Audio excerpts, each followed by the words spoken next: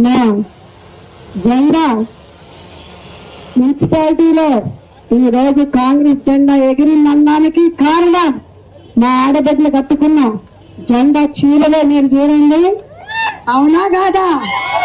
పాలకుర్తిలో జెండా ఎగిరింది కాబట్టి మరి ఈరోజు అందరూ కూడా ప్రశాంతంగా ఉంటారు. మా బిజినెస్ పీపుల్ అందరూ కూడా ఎవరైతే వ్యాపారాలు చేసుకుంటున్నారో వాళ్ళందరూ కూడా ప్రశాంతమైన జీవితం కల్పించారు అని అంటే కేవలం మా ఎమ్మెల్యే గారు చేసిన కృషి, మరియు అదేవిధంగా అక్కడ రేవంత్ అన్న మీరందరూ చూశారు.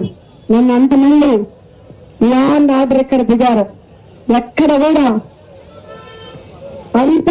ఎక్కడ కూడా ఒక గొడవ లేకుండా స్నేహితులు వెళ్ళింది. మరి అది కల్పించిన ప్రజలందరికీ ఇంకొకసారి పేరు పేరున ఉదయపూర్వక నమస్కారాలు.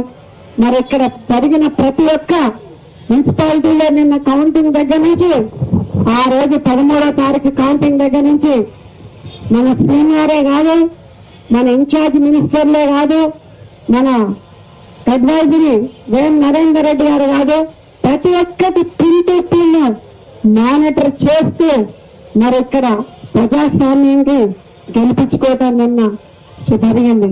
మరి అదే విధంగా ఒకటి నేను అడ్వైజ్ ఇవ్వగలుగుతున్న చైర్మన్ శ్రావణ్కి, మరి అదే వైస్ చైర్మన్ రజనీకి మనము ఇప్పుడు దాకా ఒక లెక్క అయితే రేపు డెవలప్మెంట్ చేయడానికి మన మున్సిపాలిటీ ఇంకొక లెక్క. మరి తప్పకుండా మన అందరం కూడా మన మున్సిపాలిటీని అభివృద్ధి చేసుకున్నాం.